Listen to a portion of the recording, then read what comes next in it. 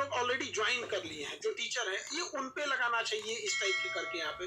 जैसे कोई भी अभी आके भर रहा है, जैसे कोई टीयर 1 भरा, 2 भरा, उससे तो 3 चांस उसका फटाक से खत्म हो जाएगा यहाँ पे।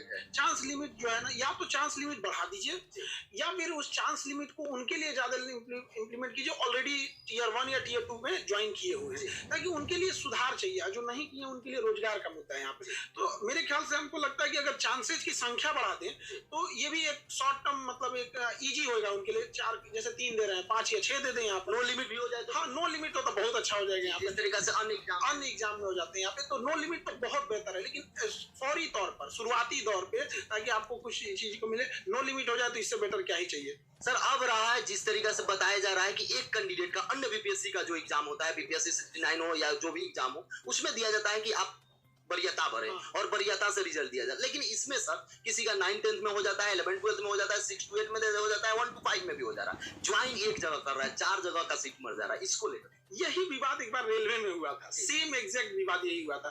तो उसमें रेलवे ने सुधार दिया, अब इसमें भी सुधार की जरूरत है। हमको लगता है कि बहुत जल्दी सुधार किया जाएगा, क्योंकि एक ही होना चाहिए, वरीयता दे दीजिए उसके हिसाब से जिसमें होगा। वो एक स्टूडेंट के तौर पे भी देखिए, वो भी कंफ्यूजन में रहता है कि हम कहाँ ज्वाइन करेंगे। और ज्वाइन तो करेगा, एक वैकेंट करेगा, अपना पीछे वाला 1-2 जो एक्वायर किया रहेगा वहां पे, उसमें क्या है कि वो सीट खाली जाएगी, या फिर क्या होगा, जो योग्य था उस लायक, एग्जैक्ट उस लायक नहीं भर पाएगा। एक ये समस्या हमें लगता है कि इसमें सुधार की जरूरत है। बहुत जल्दी इसमें सुधार होने की गुंजाइश भी लगती है हमको भी, जहां तक लगता है जो अंदर का गुम मतलब हलचल, आप तो समझते ही हैं। सर अब रहा विद्यार्थी के पास बहुत कम समय है। जिस तरीका से प्रश्न आप देखे होगा, बीपीएससी टीआरई 1 का एक बीपीएससी अपना लेवल स्थापित कर दिया है, बीपीएससी टीआरई 2 में भी की, 3rd में भी करेगी। निगेटिव नहीं है, अभ्यर्थी भरदम टोटल प्रश्न बताते हैं। सर तैयारी का क्या रणनीति होना चाहिए? देखिए, इसमें 2 चीजें कहेंगे।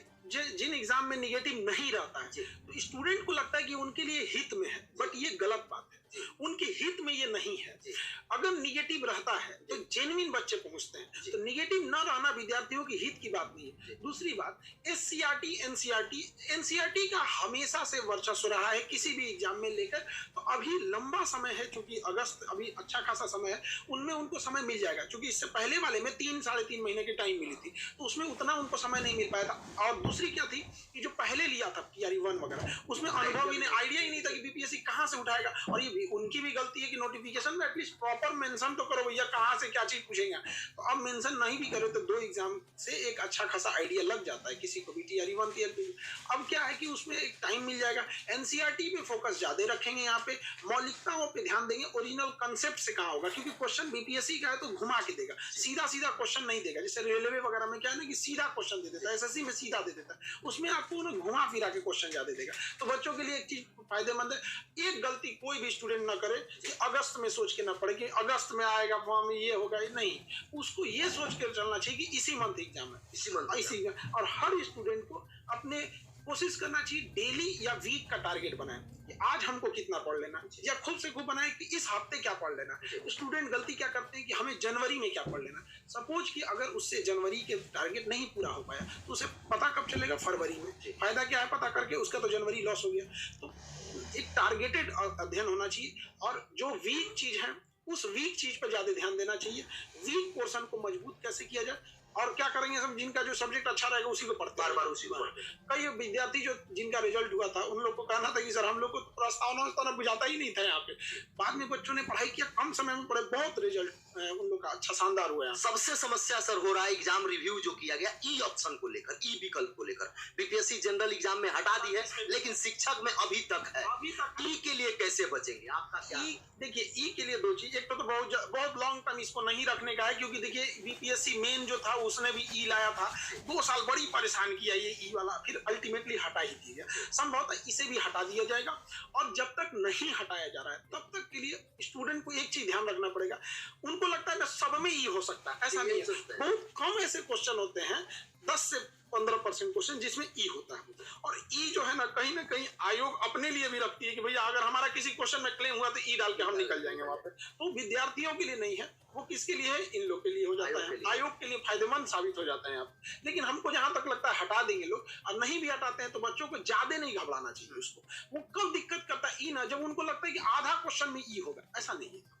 सर एनसीईआरटी सभी लोग बताते हैं, बच्चे भी पढ़ते हैं, लेकिन पढ़ नहीं पाते हैं, समझ नहीं पाते हैं एनसीईआरटी को। क्या क्या बोलिएगा, एनसीईआरटी पढ़ने में किन किन बातों को ध्यान देना चाहिए, कैसे शुरू करना चाहिए? क्या जिस तरीके से बताया जाता है 6 to 12 पढ़ लें, क्या शुरू 6 से करना चाहिए? तो किस तरीके से, क्या आप क्वेश्चन देते हैं? देखिए 6 to 12 वाले में शुरुआत में तो बहुत ज्यादा दिक्कत नहीं होता है पढ़ने में। बाकी उन लोग में क्या होना चाहिए ना कि अपने में ग्रुप में भी थोड़ा सा उन लोग को ध्यान देना चाहिए। सपोज जैसे कोई किसी का ज्योग्राफी का पोर्शन अच्छा है, किसी का हिस्ट्री वाला है, तो अपने पढ़ने के बाद जैसे कि एक स्टूडेंट अपना ज्योग्राफी का एक चैप्टर देखा, उसकी ज्योग्राफी स्ट्रांग थी, एक हिस्ट्री देखा, उसकी हिस्ट्री स्ट्रांग थी, तो एक दूसरे के कन्वर्सेशन से भी क्या होती है ना, कुछ चीजें कुछ स्टूडेंट की क्या होती है ना, रीडिंग हैबिट अच्छी होती है, किसी की हियरिंग हैबिट अच्छी होती है, और वो इस चीज को नहीं समझ पाते। बहुत सारे ऐसे विद्यार्थी हैं जो सुन के याद कर लेते हैं, और बहुत सारे ऐसे विद्यार्थी हैं जो पढ़ के याद कर पाते हैं। जिस दिन उनको इसमें समझ में आ जाएगा वो भी अच्छा होगा यहाँ पे। और एक दूसरे से क्या है कि वो उसको पढ़ाएगा तो रिवीजन भी हो जाएगा। जो दूसरे के हाथ में मेहंदी लगाता है उसका हाथ खुद भी लाल हो जाता है। तो ग्रुप स्टडी काफी काम करता है। लेकिन ये क्या करते हैं सब आजकल के विद्यार्थी, ग्रुप स्टडी में आधा घंटा पढ़ेगा, 1 घंटा बतियाएगा। यहाँ पे 1 घंटा बतियाएगा, मत पूछिए इन सब, ग्रुप स्टडी के नाम पे चौपट किए रहते हैं। सिंसियरिटी से अगर पढ़ लेंगे तो कोई दिक्कत नहीं आएगी। ने स्पष्ट रूप से सुना कि पटना वाले खान सर ने अपनी बातों को स्पष्ट रूप से रखा है। उनका स्पष्ट रूप से यही कहना है पटना वाले खान सर जी का कि भाई बीपीएससी टीआरई में कुछ जो बदलाव हैं बेसिक वो होने चाहिए। कौन कौन से बदलाव हैं ये आप लोग जानते होते। एक तो पहला होना चाहिए भाई कि 1 कैंडिडेट 1 जॉब वाली बात होनी चाहिए। दूसरी बात ये है कि भाई कैंडिडेट्स को जो ई वाला ऑप्शन है, कह रहे हैं ना ABCDE वाला, उसमें सुधार होना चाहिए। तो ये बातें हैं। वीडियो को लाइक कीजिए, सब्सक्राइब कीजिए। दोस्तों वीडियो में इतने, धन्यवाद।